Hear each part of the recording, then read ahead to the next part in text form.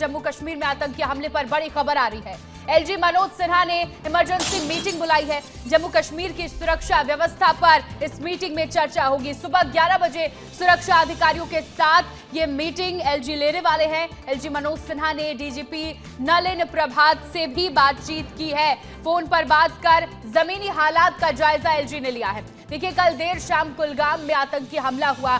छत्तीसगढ़ के 2 मजदूरों की मौत हो चुकी है। उनसे उनका नाम पूछकर, धर्म पूछकर गोलियां चलाई गई। छत्तीसगढ़ के रहने वाले थे ये दोनों मजदूर और एक स्थानीय और एक विदेशी आतंकी ने ये फायरिंग की थी। पूरे इलाके में फिलहाल सर्च ऑपरेशन चल रहा है। जवानों की तैनाती कर दी गई है। आतंकियों को ढूंढने की लगातार कोशिश की जा रही है। और इस बीच एक बड़ी जानकारी की एलजी मनोज सिन्हा ने इमरजेंसी मीटिंग बुलाई है। जो जमीनी हकीकत है, जो वहां पे हालात है, उसका जायजा एलजी ले रहे हैं। और देखिए, जो तस्वीरें सामने आई है, लोगों से पूछताछ की जा रही है। जवानों द्वारा सुरक्षा बढ़ा दी गई है। जो भी गाड़ियां हैं उनकी चेकिंग की जा रही है। हर एक चीजों पर नजर जवान रखे हुए हैं। हर एक गाड़ी की चेकिंग की जा रही है, पूछताछ की जा रही है, कौन कहां से आ रहा है, कहां जा रहा है। हर एक चीजों पर नजर लगातार सुरक्षा जवानों की बनी हुई है और सुरक्षा बल की तैनाती हर जगह पर कर दी है। इस बीच एक और बड़ी खबर आ रही है। कुलगाम आतंकी हमले पर एलजी का पोस्ट सामने आया है। आतंकी हमले की एलजी मनोज सिन्हा ने निंदा की है। कायरतापूर्ण हरकत की कड़ी निंदा करता हूं, एलजी मनोज सिन्हा ने अपने पोस्ट में लिखा है। उपराज्यपाल मनोज सिन्हा ने सख्त निर्देश दे दिए हैं।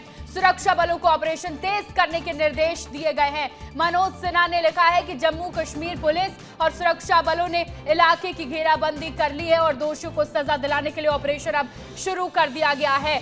छत्तीसगढ़ के 2 मजदूरों की मौत इस आतंकी हमले में हुई है। छत्तीसगढ़ सरकार ने भी इस पर दुख जताया है और अब एलजी मनोज सिन्हा का भी पोस्ट इस पूरे मामले पर सामने आया है।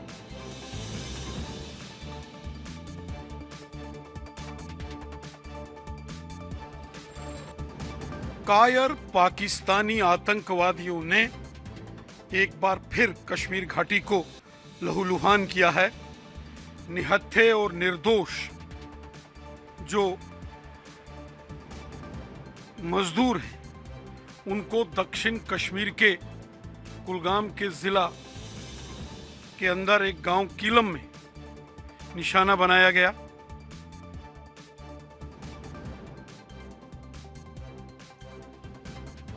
देखिए, ये आपको तस्वीरें हम दिखा रहे हैं कुलगाम की, जहां पर अब सुरक्षा बढ़ाई गई है और जो जवान तैनात किए गए हैं चप्पे चप्पे पर, वो अब गाड़ियों की तलाशी ले रहे हैं, लोगों से पूछताछ कर रहे हैं, पूरी जानकारी जुटाई जा रही है और अगर कोई भी संदिग्ध पाया जाता है तो उस पर कार्रवाई उसी वक्त की जाएगी। ये तस्वीरें कुलगाम की, जहां पर अब जवानों की तैनाती हो चुकी है। सुरक्षा व्यवस्था को लेकर लगातार इंतजाम किए जा रहे हैं और बड़ी अपडेट की एलजी मनोज सिन्हा एक इमरजेंसी मीटिंग लेने वाले हैं।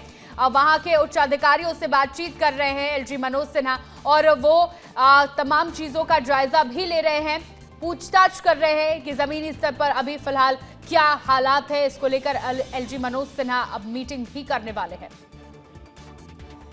चलिए आगे बढ़ते हैं और जम्मू कश्मीर के कुलगाम में शुक्रवार रात हुए आतंकवादी हमले में सक्ती जिले के बुंदेली निवासी दीपक रात्रे की मौत हो गई।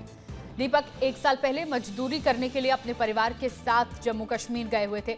घटना की सूचना मिलते ही पूरे क्षेत्र में अब शोक की लहर दौड़ गई है। जानकारी के मुताबिक दीपक बचपन से ही अपने मामा के गांव हरदीडीह में रहकर पढ़ाई लिखाई करते थे। उसकी शादी भी हरदीडीह में हुई थी। आतंकी हमले की सूचना मिलने के बाद जयपुर पुलिस ने हरदीडीह पहुंचकर परिजनों को घटना की जानकारी दी है। दीपक अपने परिवार के साथ जम्मू कश्मीर में एक ईंट भट्टे पर मजदूरी करते थे। उसके साथ उसकी पत्नी और भाई भी वहीं काम करते थे। दीपक अपने पीछे पत्नी और एक मासूम बच्चा छोड़ गए। इस दुखद घटना के बाद परिजनों का रो रो कर बुरा हाल है। वहीं बुंदेली और हरदीडीह गांव में मातम का माहौल है।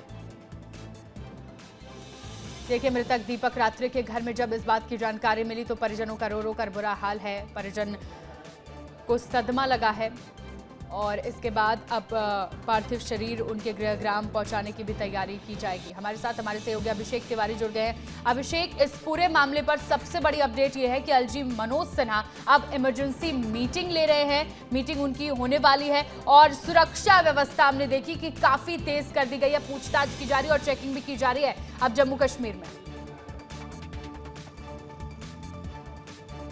देखिए, क्योंकि ये आतंकी हमला हुआ और बहुत ही जो एक पैटर्न दिखाई दिया उसके तहत ये आतंकी हमला हुआ। तो अब जो बैठक बुलाई गई है, बैठक में इस बात पे मुख्यतः चर्चा होती दिखाई दी है कि किस तरह से इनकी जो तलाश करनी है, किस तरह के लोगों के अंदर जो डर बन रहा है इसको लेकर उसको हटाना है। और क्योंकि जैसे कि उन्होंने ये बात भी कही कि लगभग तलाश पूरी हो गई है, घेराबंदी कर दी गई है, आतंकियों को लगभग ढूंढा जा चुका है, तो किस तरह से कार्रवाई करनी है। अगर गिरफ्तारी होगी तो गिरफ्तारी में पूछताछ होगी और सामने वाले जो और अन्य अधिकारी जो इनके आका बैठे हुए हैं, जो इनको आदेश दे रहे हैं करने का, उनके खिलाफ भी सबूत मिल जाएंगे तो भारत और बड़े पैमाने पे जो है कार्रवाई कर पाएगा। इसीलिए बैठक बुलाई गई और किसी तरह से शांति व्यवस्था जो है वहाँ घाटी में बनाई रखी जा सके, क्योंकि लोगों के अंदर एक डर बैठ जाता है। तो दोनों तरफ जो है इस बैठक में चर्चा की जाएगी, दोनों तरफ किस तरह से काम करना है। बात करें छत्तीसगढ़ में, तो छत्तीसगढ़ में भी कुछ ऐसा होते दिखाई देगा कि परिवार से मिलते जो है नेता नजर आएंगे। और अभी मैं एक चीज़ और बता दूं, लोगों के अंदर दुख से ज़्यादा जो है आक्रोश देखने मिल रहा है। जहां हमने आज सुबह ही वरिष्ठ विधायक जो अजय चंद्राकर है उनसे बातचीत की, तो उन्होंने ये बात तक कह दी कि जिस तरह पहलगाम के हमले के बाद वहाँ पे कैंपों में, पाकिस्तानी कैंपों में जो लॉन्चिंग पैड थे वहाँ पे कार्रवाई की गई, उसी तरह की कार्रवाई की वो मांग भी कर रहे हैं। उसी तरह के वो चाहते हैं कि उसी तरह से दोबारा कार्रवाई हो और पाकिस्तान को मुंह तोड़ जवाब दिया जाए। तो एक तरह से दुख के साथ जो है आक्रोश भी देखने मिल रहा है। और यही आक्रोश जो है कश्मीर में वो आर्मी ऑफिसर्स के अंदर भी होगा जिन्होंने उनकी मेहनत, जो लगातार मेहनत, सुरक्षा को बढ़ावा दे रहे थे, लगातार वहाँ शांति बनाए रखे हुए थे, उनकी मेहनत को कहीं ना कहीं चोट पड़ी है, तो उन पर भी आक्रोश होगा और कार्रवाई भी जो है होते नजर आएगी। अगर बैठक की बात करें तो बैठक में कई अधिकारी मौजूद होंगे, जो वहाँ के नेतागढ़ हैं वो मौजूद होंगे, और आगे का जो किस तरह से कार्रवाई करनी है, किस तरह से आगे का पैटर्न रहेगा, किस तरह से आगे का ब्लूप्रिंट रहेगा, उसमें भी चर्चा होते नजर आएगी। इसके साथ ही साथ जो दोनों मजदूर हैं उनके शव को किस तरह से जो है, पार्थिव शरीर को किस तरह से छत्तीसगढ़ लाना है, उसके लिए क्या क्या प्रक्रिया बची है और कितना जल्दी इस काम को करना है, इसको लेकर भी चर्चा होते नजर आएगी। श्रेया, बिल्कुल अभिषेक, देखिए आपने पैटर्न की बात की, जो पैटर्न ये बार बार अपनाया जा रहा है, नाम पूछना, धर्म पूछना, उसके बाद हमला करना, उसके बाद मार देना, ये बार बार उसी पैटर्न को दोहराकर कश्मीर में जो शांति थी, जो विकास हो रहा था, उसको तहस नहस करने की कोशिश एक तरीके से की जा रही है। बिल्कुल, देखिए कभी जब कहीं विकास पहुंचता है तो वहाँ के जो आतंकी संगठन होते हैं उनके अंदर डर भरने लगता है, क्योंकि वो किसी को बरगला नहीं पाते। विकास पहुँचने लगता है तो लोगों को नई नई चीज़ें देखने मिलती हैं, किस तरह से लिए उनके लिए काम हो रहा है ये लोगों को पता चलता है, तो कोई उनको बरगला नहीं पाता। जब कोई बरगला नहीं पाता तो वो आतंकी जो संगठन है वो कमज़ोर होने लगता है। और इसी चीज़ को तोड़ने के लिए जो है उन्होंने ये पैटर्न अपनाया है कि जितने भी वहाँ लोग हैं, क्योंकि हमने देखा है कहीं ना कहीं ये तनावपूर्ण स्थिति बनी रहती थी, उसी को आघात करने की यहाँ पे कोशिश की जा रही है, लेकिन अब ऐसा हो नहीं रहा है। लगातार हम दर्शकों को और जानकारी दे दे इस पूरे मामले से जुड़ी हुई। देखिए, कश्मीर के कुलगाम में आतंकी हमला हुआ है, छत्तीसगढ़ के 2 मजदूरों को गोली मारी गई है, नाम और धर्म पूछकर गोली चलाई गई है। 24 साल के दीपक रात्रे की मौत हो गई। भूपेंद्र ने भी इलाज के दौरान दम तोड़ दिया है। आतंकियों ने 4 राउंड फायरिंग की है, जानकारी मिली है। और कुलगाम में सेना का सर्च ऑपरेशन अब लगातार जारी है, सर्च ऑपरेशन चल रहा है और इस पूरे मामले की, इस पूरे हमले की जिम्मेदारी टीआरएफ ने ली है। इस पूरे मामले से जुड़ी अपडेट हम आपको दे रहे हैं। लगातार 4 राउंड फायरिंग करके कुलगाम में 2 मजदूरों को मौत के घाट उतार दिया गया है। देखिए, 10 दिनों में ये बार बार घटना हो रही है, दूसरी बार घटना हुई है, कायराना हरकत की गई है और टीआरएफ ने इस पूरे मामले की जिम्मेदारी ले लिया। हमारे साथ हमारे सहयोगी अमृत तिवारी भी जुड़ गए हैं दिल्ली से। अमृत, टीआरएफ ने जिम्मेदारी ली है और अब इमरजेंसी मीटिंग में जम्मू कश्मीर में एलजी लेने वाले हैं।